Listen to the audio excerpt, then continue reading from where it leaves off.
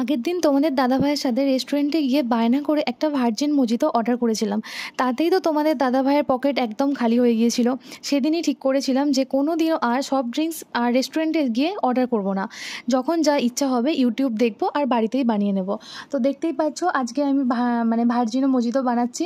দেখো, ফার্স্টে হচ্ছে পুদিনা পাতা আর এই লেবুগুলোকে স্লাইস করে কেটে নিয়েছি। সেটাকে একটুখানি থেঁতো করে নিলাম আর কি, এটা দিয়ে। আর তারপর দিলাম 1 চামচ লেবুর রস, অল্প স্বাদ মতো নুন দিয়ে। আর তার মধ্যে আমাদের কাছে সেরকম কিছু অ্যাভেলেবেল ছিল না, সোডা ওয়াটারটা অ্যাভেলেবেল ছিল না, সেই জন্য কি স্প্রাইট ছিল, স্প্রাইট দিয়ে রেডি করে নিলাম।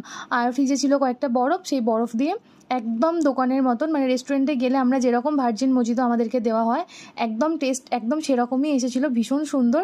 তোমরা এটা বাড়িতে ট্রাই করতে পারো। আর সত্যি কথা বলছি, তোমরা আমাকে বিশ্বাস করো, এটা খেয়ে এত রিফ্রেশ লাগছিল না, আমি ঠিক করে নিয়েছি রেস্টুরেন্টে আর খাবো না, ইচ্ছা করলে বাড়িতে বানিয়ে নেব ঠিক এভাবে।